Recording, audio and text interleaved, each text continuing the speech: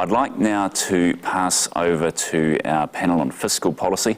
This will be moderated by Professor Les Oxley, one of our team here at the Waikato Management School. So Les, over to you, and looking forward to another good discussion. Morena, and welcome everyone to today's session this morning, looking at fiscal policy, alternatives and opportunities. My name's Les Oxley. I'm Professor of Economics at New Zealand's #1 business school, the Waikato Management School, Te Raupapa. And it's, I think, very opportune that the fiscal policy session follows what has been a very active monetary policy session, but also follows the discussion coming from Caroline McLeod, our opening session. And I'd like to stress that this particular session is looking at alternatives and opportunities for fiscal policy moving forward. And we heard last night from Jim Bolger a bit of a call for something different from us in terms of moving forward. He'd heard many of these things before and was throwing out the opportunity for us to produce something new. But also I've just heard in passing Charles Goodhart talking about an opportunity here for New Zealand to take the opportunity to increase taxes. So we have alternatives and opportunities available to us. We've got a wonderful panel here to help discuss and put their cases in terms of alternatives and opportunities. I'm going to give a very brief introduction. We have Mark Holmes, who's a Professor of Economics here at the Waikato Management School. Mark's expertise is in macro policy and also macro theory, but also has done a lot of work on housing, infrastructure, and other tax-related issues. We have Sir Robert McLeod, who is chairperson of Sanford Quayside Holdings. He's got a long history in terms of his tax expertise, so he knows what has been done and has a equally strong reputation in terms of looking at issues related to Indigenous, in particular Maori issues, which I think we haven't really touched on apart from on the Maori business session that we had. And we have Oliver Hartwich, who is from the New Zealand Initiative. Oliver has a much more extensive track record than we have seen necessarily in New Zealand, coming from a background working in Sydney and advising, I noticed, the House of Lords in the UK, a very interesting advisory role. So without further ado, I'd like to call upon Mark Holmes to pitch his 5 to 7 minutes stall here and tell us about some opportunities and alternatives. Thank you, Mark. Thank you, Les. Hello, everybody. I want to say a few things about fiscal policy alternatives and opportunities. Clearly, this is a big topic, and following on from the closing comments yesterday, this is one of those areas that could have occupied an entire forum within itself. But I want to just broach one or two issues related to the way forward that we might experience. So, as we're aware, there's been a deterioration in public finances, not just New Zealand, but elsewhere. And we have a degree of uncertainty over the future course of COVID. So, we're aware of the potential for stop-start economies, impact on business confidence, problematic international travel, so on and so forth. So from the point of view of fiscal policymakers, we have issues in terms of the volatility of revenue streams, challenges in terms of planning fiscal expenditure in the context of stabilisation policy. And against that, we have a background in terms of issues that include an ageing population and concerns over productivity growth. So what I see the opportunity here is in terms of a reflection on tax and spending policies, once, if you like, a recovery is well underway from the COVID era, and it seems that the New Zealand government will need to start thinking about getting its fiscal position in order. But of course, a premature withdrawal of fiscal support or increased taxes could potentially undermine the recovery. So what I'm really going to touch upon is, what might happen post-COVID, and perhaps relating to an issue that was covered in the opening presentation yesterday in terms of prudent investment versus prudent debt. Do we need to be very careful about rolling things forward in that respect, or do we have a case for bringing public debt to income ratios back down to where they were previously? Now, if we look at the data, I've just delved into the OECD database before the talk, and it's clear that by the measures presented there, if we look at the budget deficit as a percentage of GDP, New Zealand sits relatively okay compared to other OECD countries that I've been looking at. Of course, as with other countries, there's been a deterioration there, but it seems to be in such a negative territory over time. And if we look at debt to income, which where debt is in part based on the accumulation of past deficits, we can see that NZ public debt to GDP again looks reasonably respectable compared to other OECD members and the OECD average. Okay, sure, there's been an increase in recent years, but it seems to be an issue that is not as high as some of the scary values that we've observed for other countries. So perhaps things don't look as uncomfortable as compared to elsewhere. So a question is whether New Zealand should aim to rapidly re-establish pre-pandemic levels of debt, or perhaps even pre-global financial crisis levels of debt, which saw a lower still debt to income ratio. Now, fiscal stabilization measures might still be related to pandemic issues over time. We don't really know how the situation is going to unfold. And as we're talking, of course, we have an ongoing major international crisis. And, we're cautious that this may too impact on future fiscal planning as well. But I wanted to think about another question that has come up in terms of prudent long-term infrastructure projects. And is there still the opportunity to invest in those projects at what are still low interest rates? And I'm thinking of health, education, transport. We still have our climate change obligations, of course. And whether we still have an opportunity to push forward on that. In a sense, if you think about the times going into better times post-COVID, does that free up an element of budgetary support that can provide resources that can be allocated elsewhere? Now, when we think about the debt to income ratio, we might think about sustainability of that. We see the New Zealand debt to income ratio increasing. We've had much lower values, now increasing above, say 50% of GDP. Is that a stable or unstable trajectory over time?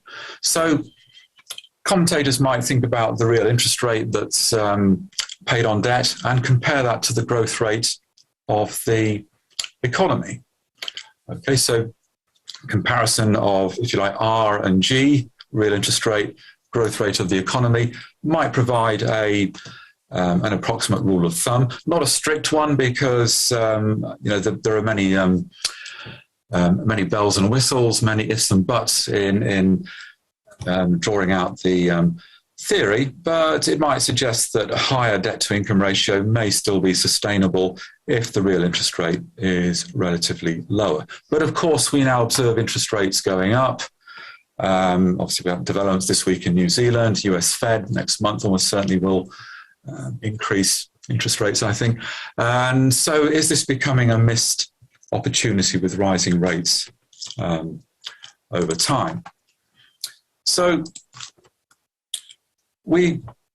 it's in my opinion worth thinking about this as a potential issue if we free up resources that can be put into longer term investment.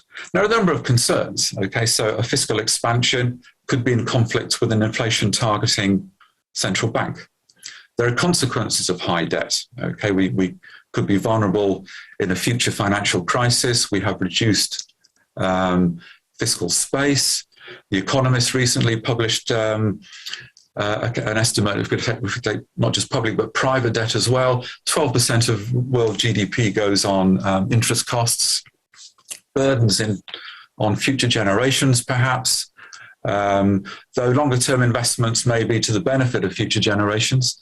So we've got all these types of issues. So if debt remains where it is or stays high, then maybe we need to think carefully about why we've gone into debt in the first place there.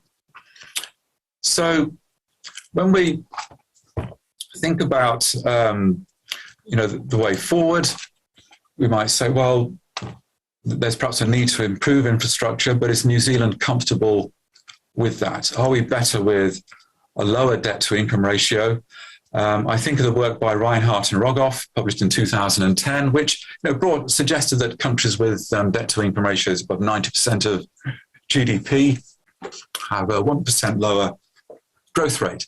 Now, there's a lot of empirical scrutiny there, a lot of critiques of that, but it's out there for consideration. And of course, the prospect that if we go more into debt, then that might lead to an interest rate premium being added to what New Zealand tries to borrow. So I'll move towards rounding things off and say, well, let's think carefully about where we want New Zealand to be in terms of national indebtedness, in terms of where the public debt should be, but perhaps there are opportunities that we want to think about that we can carefully invest in.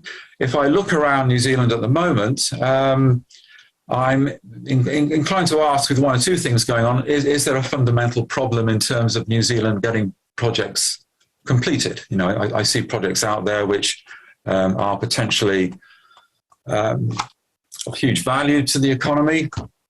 Transmission Gully, that this is a private-public partnership joint venture, of course. 2 years overdue, and no guarantee will be finished by the end of the year. But obviously issues why that hasn't really come about. The Auckland Light Rail saga appears to drag on for quite a while. Does lead one to wonder, when will this occur? So, is there a fundamental problem in New Zealand in terms of pushing ahead with projects that are desirable, but not really getting the act together to put them into place? And it seems this has been an issue going on for many years.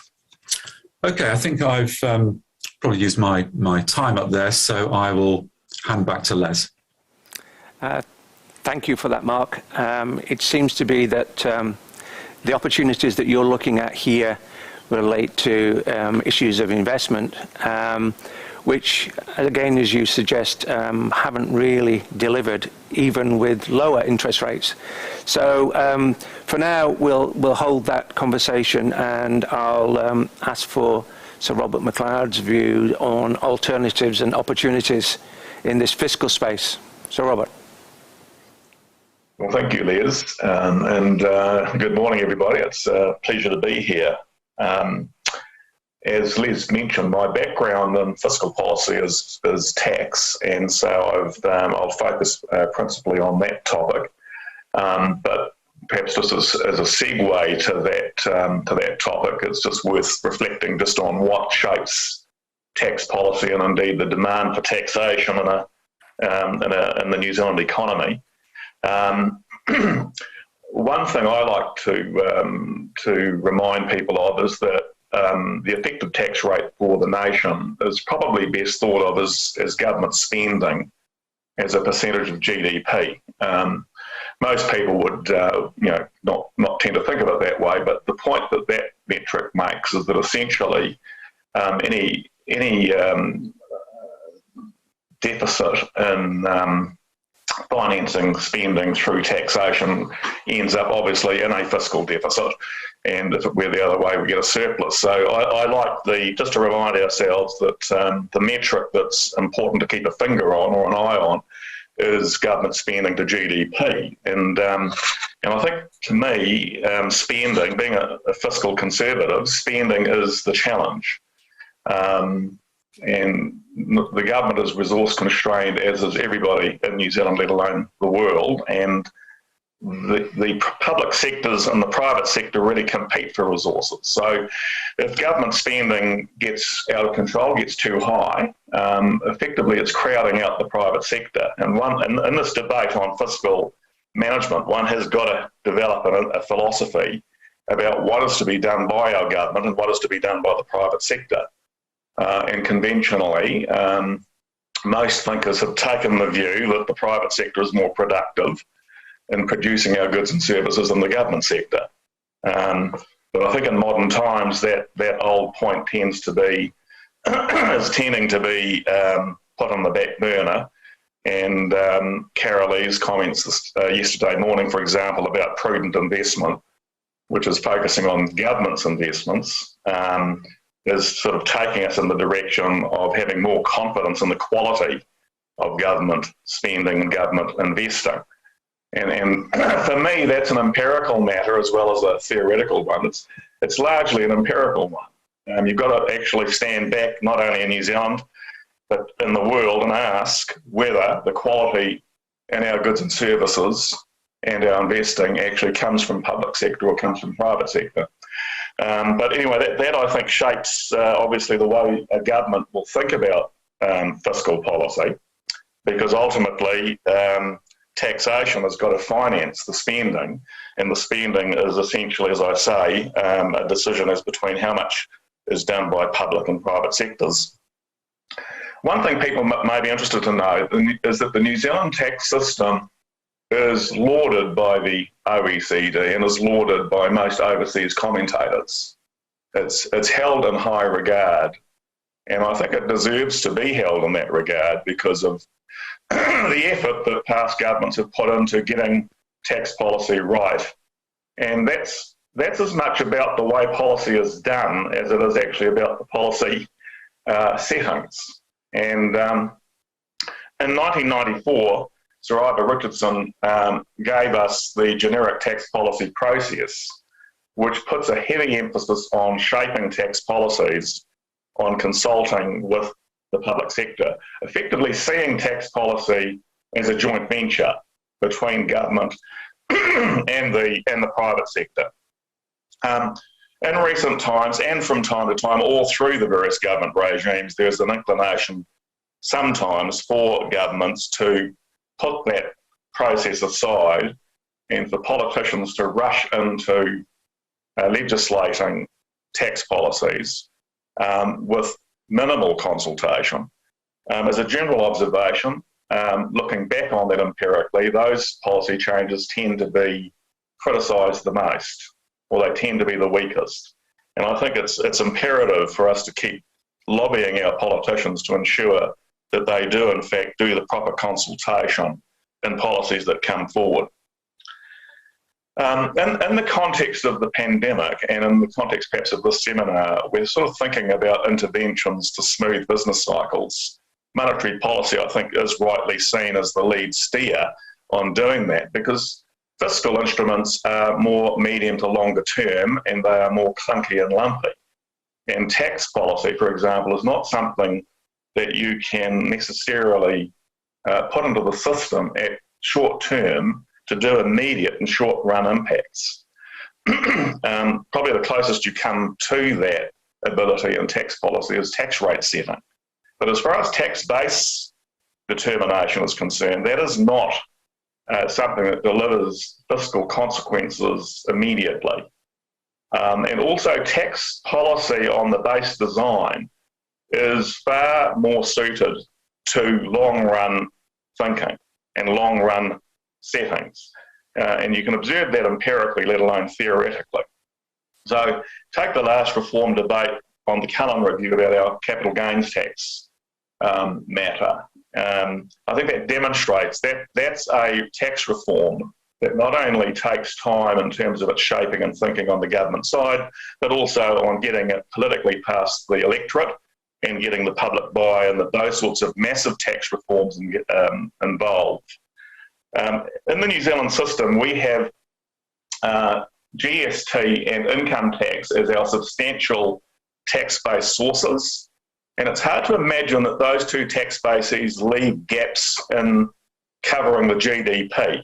And indeed, in the McLeod review, which I chaired some years ago now in 2001, we proceeded very closely on examining where gaps in the tax base were, and we kind of evaluated the prospect or the attractiveness of taxes by reference to the gaps that they might plug or the gaps that they may fill. And the general view at that time was that there weren't that many. There were some, but there weren't that many material tax gaps. And I, for one, am not a strong advocate for countries putting in myriad taxes and tax types in their tax base. The duopoly of GST and income tax are fantastic mass tax bases that work in partnership to give us the broad coverage that we need. And it's given rise to the mantra of the broad base and the low rate, which is I think very hard to beat as a practical concept that delivers revenue results and stable results in tax cyclical terms to a government. So I think really the burden of proof is on anybody advocating supplements to those tax bases. Indeed, to the extent that government wants more tax, they've got the rate opportunity in respect of those bases. And there has been ongoing debate about whether the GST at 15 is high enough, or indeed 39% top marginals on the income tax base at the personal level is high enough, 28% for the corporate base. And those arguments go in both directions. But I think that we need to preserve the assets that we've got in our tax policy, and the broad-based low-rate mantra, I think, is part of that. I was just going to sort of touch on the fact also that revenue taxes are there to raise the revenue to finance the government spending. It's important to realise that taxes as incentives or taxes as instruments to modify behaviour really belong to a different category of taxation thinking. The taxes that we live with in New Zealand, most people think about, are revenue taxes. And the design of those taxes is the exact opposite of the design of corrective taxation or behavioural taxation. Revenue taxes are actually designed not to alter behaviour, because if they do alter behaviour, the deadweight losses associated with them go up. And it's really the province of the corrective or the Pigouvian tax, that narrowly focuses on correction of behaviour or addressing market failure. And I would argue also in the context of a pandemic or fiscal pressures, that dichotomy between revenue and corrective taxes is important to maintain and not conflate. People shouldn't think really about revenue tax design as an instrument to modify behaviour. I'll just conclude my remarks on inflation. I'm really pleased that the commentators to a person all recognise that inflation is one of the most evil things that can be inflicted on an economy, and in the tax system it is also evil in the sense that it can lead to overtaxation. When you've got negative real interest rates and we're still taxing nominal interest, people are being overtaxed in terms of economic income. And the same goes for other categories of asset. On the flip side, liabilities get a tax break in inflationary times. And obviously fiscal drag, which is taxpayers being pushed into higher tax brackets, is great for government, but actually also bad for the private sector and bad for tax rates in general. And it's important to ensure that governments don't become addicted to inflation, because inflation can give it more tax revenue and can also depreciate its debt obligations. So one way of actually paying off government debt in the future really is to inflate it away. So there are addictive features of inflation that our fiscal masters need to basically ensure that they don't become addicted to. So hopefully those are a few comments and foods for thought that are useful, and I'll pass over back to you, Les, and to Oliver. Thank you, Sir Robert. Again, some useful reminders of the fact that we have revenue-raising and Pigouvian-type taxes, but we'll move straight on now to Oliver. Thank you, Les, and good morning, everyone. When in fact it's not a good morning. It is a completely different world from the one we had until last week ago, the world in which we woke up this morning. And I find it difficult actually to talk about fiscal policy on a day when Russian tanks are rolling towards Kiev. And when the global order, the order of post-1989 is really now coming to an end in front of our eyes.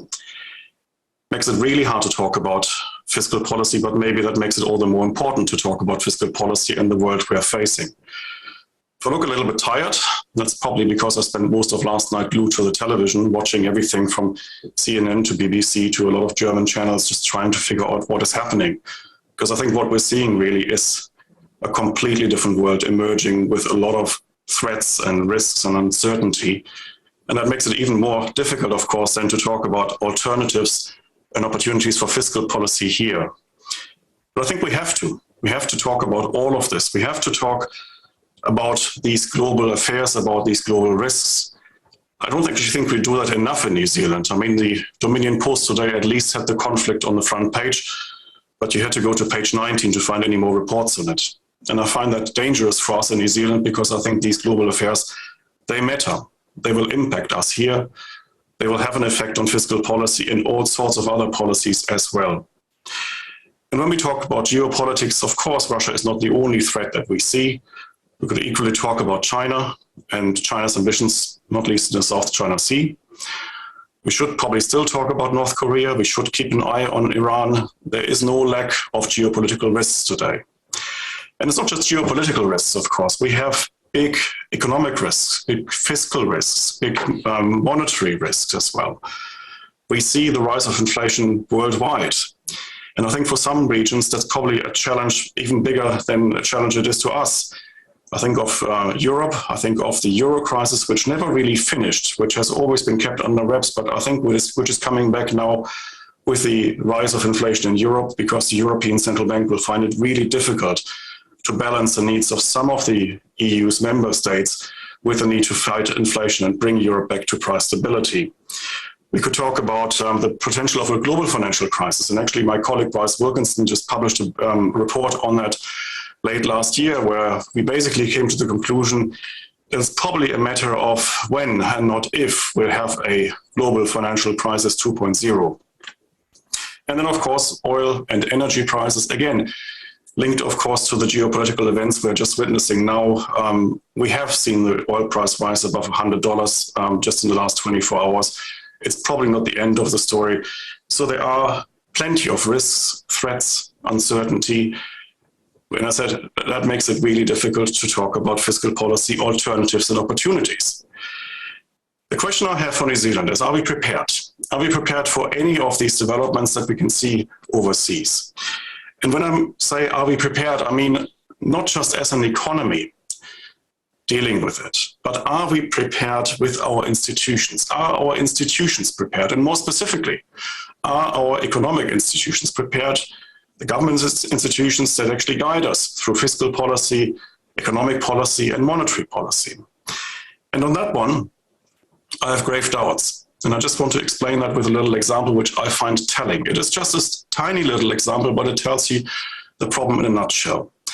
There was a job advertisement from Treasury just a couple of weeks ago. And Treasury, which styles itself as the government's key economic advisory agency, was looking for a senior analyst for its economic strategy team.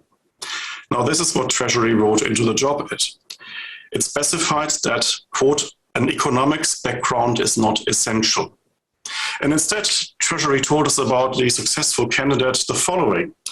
They were looking for someone with good critical thinking skills through constructive debate, good people and relationship skills, comfort working at pace and dealing with ambiguity, probably quite important these days. They were looking for a superb communicator with EQ, the ability to motivate and influence others, and interest in mentoring and supporting other team members. The job advertisement, and really this was all about the candidate, was so bland and so general, really anyone could have applied, probably even my 9-year-old son. If Treasury has given up on even asking for economic expertise, we shouldn't be surprised that we won't get it anymore. And this is a development that has worried me since I arrived in New Zealand. I've been here for 10 years now, and one of my very first meetings actually was a joint workshop organized by Treasury and VIC, where they were trying to develop the first bits of the Living Standards Framework. Frankly, I've been following this now for 10 years. I still do not know what a Living Standards Framework is supposed to achieve that a proper cost-benefit analysis couldn't. And actually, I think it is worse.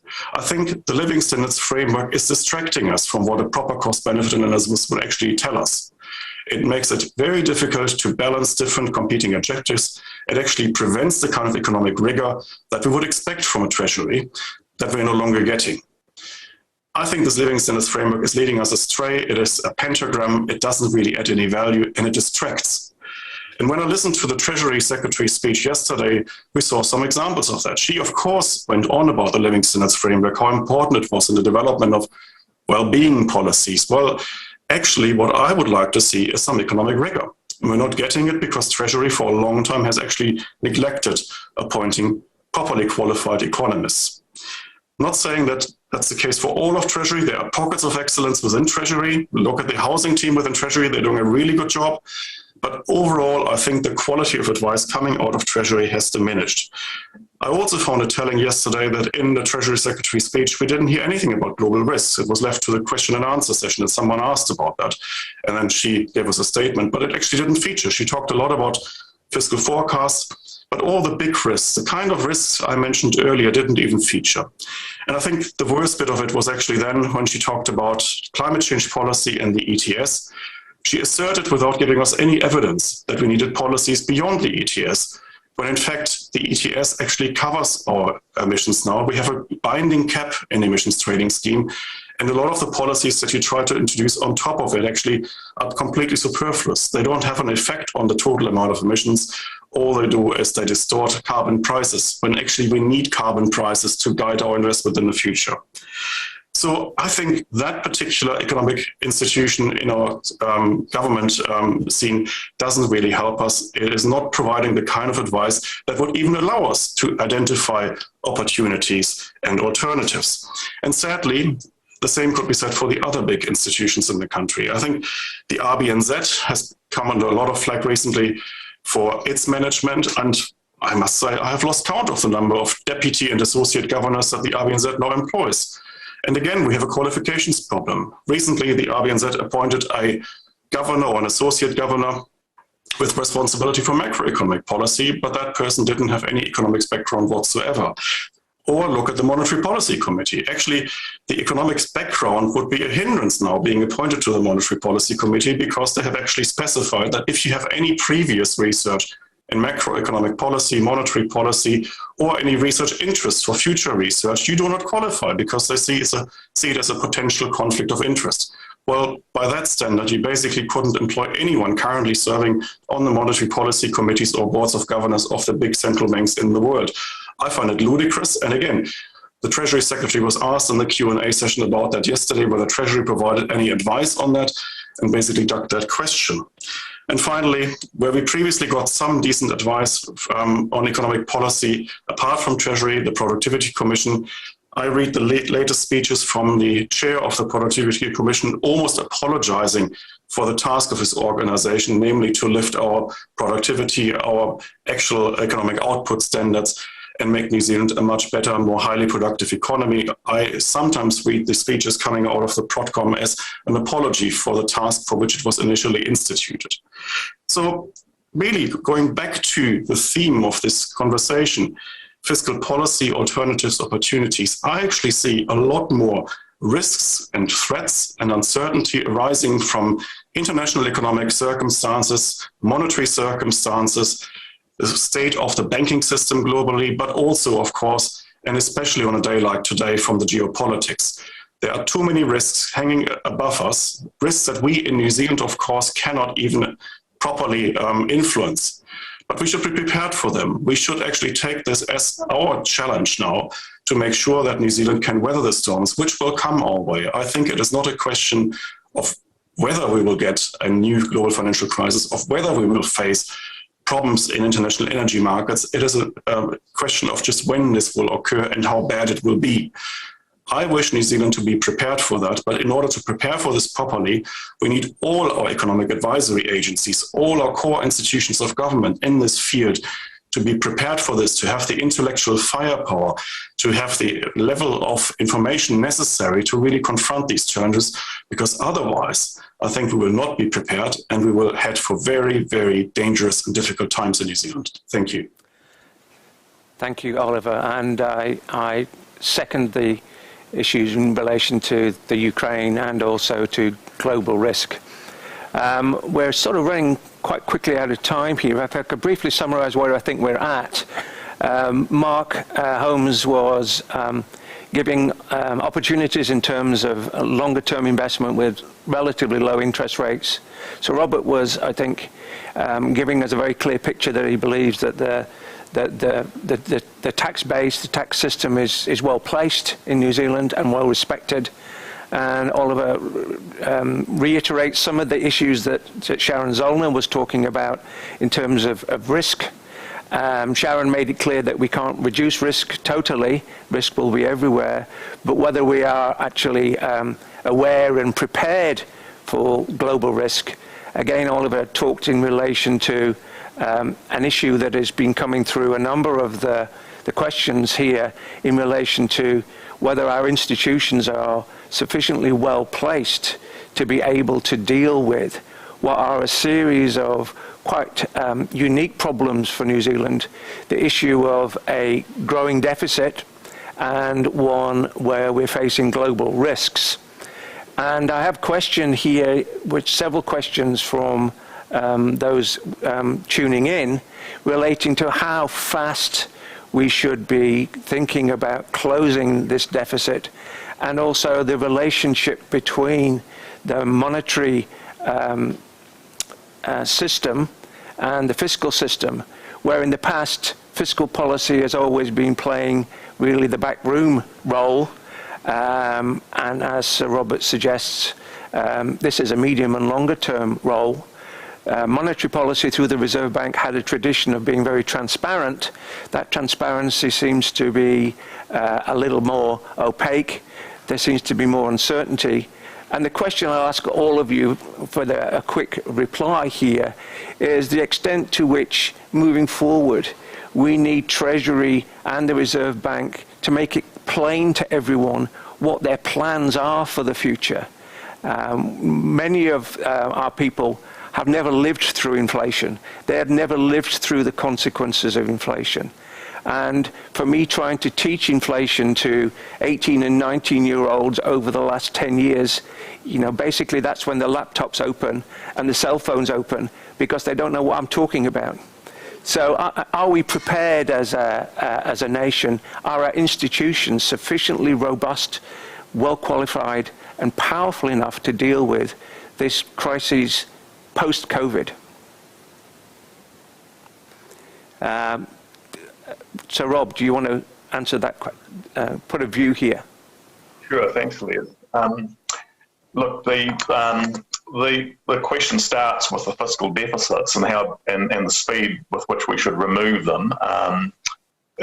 One thing to go back to, perhaps by way of example, I'm going all the way back to the Muldoon administration, which was possibly the peak of where our fiscal books were in the worst state of disorder, and the switch of government through to the Longy Labor government. And that took a long, long time to work through the system, but asset sales, for example, were a big component of it. Essentially, that fiscal accounting and management really has the capital streams of of capital spending and capital receipts by the government, but also has the tax component and what I would call the revenue receipts. In economic national income accounting, that capital revenue distinction is not emphasised, but as a practical matter, it needs to be emphasised. But ultimately, the government needs a plan, in my opinion, it needs a plan on fiscal management in terms of deficit management, which is medium term.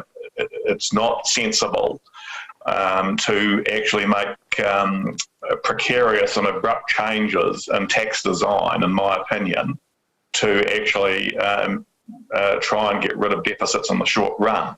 And the most important lever for the government in medium-term fiscal management is spending. The spending comes first, and financing of that spending comes second. It's not the other way around. You don't try and spruce up a tax system that can suck out as much revenue as possible from the economy, and then actually have a spend up in the next phase of that. I think Australia provides an interesting example. For example, Australia. Total government spending and total taxes, all governments, has been about 5 percentage points below the New Zealand statistic. And I've often wondered why that is. And having spent 7 or so years there in the last decade, I came to realise that actually their tax system has got so much bad design in it, particularly the GST, that it's actually starved off the government from revenue. And that starvation of revenue has caused the spending by that government to actually to be less than it would otherwise be. And I've never actually been an advocate for designing bad tax policy to in fact strangle government spending, although I've been tempted to from time to time to advocate that position. But Australia is a living example of that happening. But anyway, hopefully those remarks are of interest, and I'll pass over to my colleagues. I've been given a wrap here, so does anyone want to take the last minute away, Oliver or Mark? Mark? I think you're on mute, Mark. You're on mute. Mark? Yeah, I'll just briefly say something on the speed of removal, reducing the deficit, and of course these geopolitical events can be crucial, and I think economies can be more vulnerable in a crisis with high debt than low debt. And depending on the perceived magnitude and length of the crisis and how it's going to impact New Zealand, then of course that would constitute the case for definitely bringing debt to income down for the economy. And so the economy can be better placed if the crisis hits fully. But I still believe in prudent investment is a way forward as and when the time would be right. Oliver, I fully agree with everything that Mark just said, and I would add to that of course New Zealand has a specific challenge to deal with as well. We know that this country every few years gets a natural disaster to deal with, whether it's a volcanic eruption or an earthquake or a tsunami. We have to be ready for these events because they are a feature of our geography and geology. And therefore, I think it is only prudent to reduce debt levels to a level that would allow us in the future to deal with them when they occur again, because, again, they will occur at some stage. We just have to be ready for them. Well, I'd like to wrap up here by thanking all of you, Mark, Sir Robert and Oliver, for some very insightful observations and comments moving forward. And now I think that we're going to have a short break. This discussion could go on for much longer, but we have to move on. So thank you very much from everyone here at the Economics Forum. And yes, please keep thinking and posting about these ideas. Thank you. Thank you.